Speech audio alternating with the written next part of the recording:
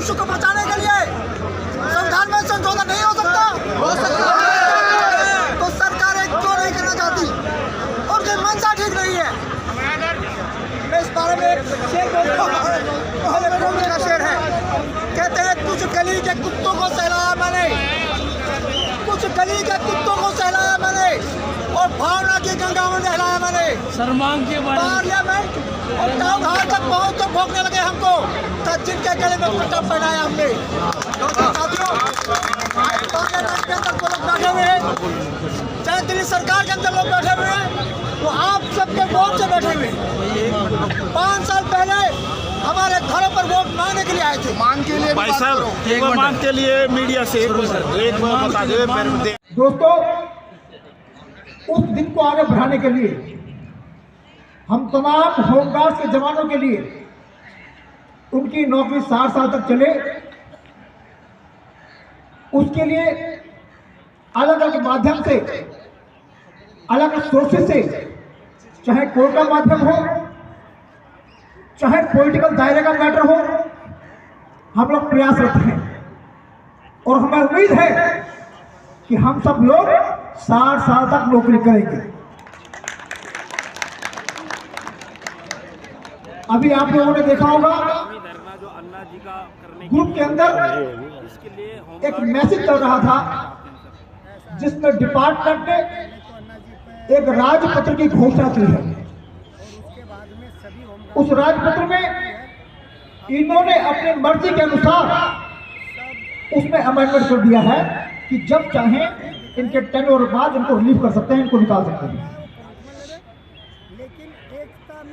हम Delhi home guard welfare association के लोग, हमारा कोर्ट में केस है,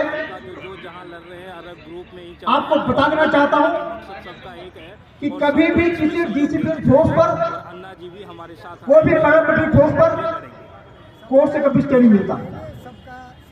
भर्ती कैंसिल हो सकती है, भर्ती रुक जाएगी, लेकिन स्टे नहीं देगी। क्योंकि अगर किसी भी पैरामिलिट्री फोर्सेस पर एक बार स्टे दे दिया गया तो किसी भी फोर्स के मैटर में कोई भी व्यक्ति कोर्ट में जाकर स्टे मांग लेगा।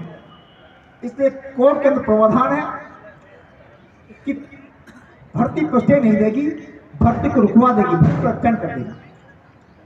अभी हमारे एक सज्जन ने कोर्ट में पीएल फाइल की थी, उस पर कोर्ट ने 13 मार्च तक डिपार्टमेंट को और कंसर्न डिपार्टमेंट को उसका जवाब देने के लिए आदेश पास किया है और कुछ लोगों ने उसको स्टे मांग लिया। दोस्तों, हम लोग पढ़े लिखे हैं, उसको ट्रांसलेट करना सीखे कि इसमें लिखा क्या है। वो स्टे नहीं है, वो 15 दिन का टाइम जो दिया गया है वो डिपार्टमेंट को अपना पक्ष रखने के लिए कोर्ट ने जवाब देने के लिए टाइम दिया है। उसको चाहे जवाब डिपार्टमेंट दे, चाहे दिल्ली सरकार दे। जब डिपार्टमेंट और दिल्ली सरकार उसका जवाब दे देगा, तब जिस ऑर्गेनाइजेशन ने उसके अंदर केस फाइल किया है उसका रीजॉइंडर फाइल करेगा। रीजॉइंडर फाइल करने के बाद दोनों पक्षों के अंदर कोर्ट के अंदर बहस होगी।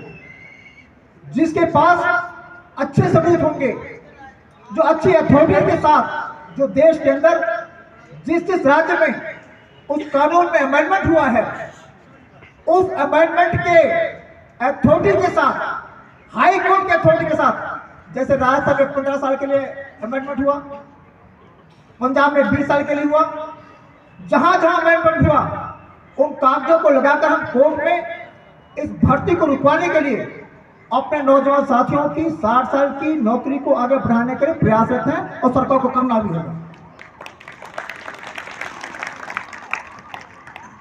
आज हम लोग यहां पे ग्रुप में बटे हुए हैं, हमारा मकसद एक है कि सबकी नौकरी 60 साल की हो, किंतु कुछ लोग इस रास्ते जा रहे हैं, कुछ लोग इस रास्ते जा रहे हैं। जाना एक ही जगह, सबको रिलीफ चाहिए, सबको अपनी नौकरी बचानी है। लेकिन मैं समझता हूं कि कुछ लोग, अवसरवादी लोग, जो कुछ लोगों से मिले हैं और इनकी नौकरी बचाने के लिए पैसा इकट्ठा कर रहे हैं। कल ग्रुप पे एक मैसेज चल रहा था कि वकील साहब हैं, उन्होंने 50,000 किसी डिपो से ले लिए।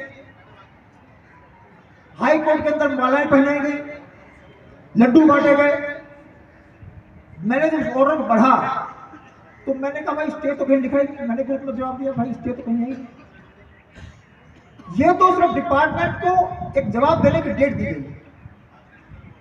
दोस्तों, सब लोग इकट्ठे होकर लड़ेंगे तो मैं आपको विश्वास दिलाता हूं कि हम लोग जीतेंगे और ये नौकरी हमारे बच्चों के भविष्य को निर्धारित करेगी। सरकारों की जिम्मेवारी लोगों को रोजी रोटी देने की, उसकी रोजी रोटी छीनने का अधिकार सरकार के पास नहीं। आज सरकारें बात करती हैं कि राम मंदिर बनवा दिया, हमने शिक्षा के स्कूल खोल दिए।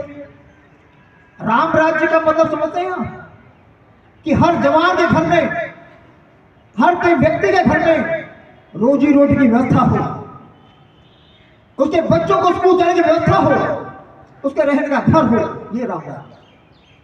मंदिर बनाने से राम राज्य नहीं होता, स्कूल खोलने से राम राज्य नहीं होता। मैं 26 जनवरी परेड में था, हमारे माननीय देश के दिल्ली के मुख्यमंत्री साहब ने 10 पॉइंट गिनवाए कि राम राज्य में होता था। मैं कहता हूं 10 पॉइंट तो गिनवाइए, लेकिन उसको अपने जीवन में अमल भी कीजिए।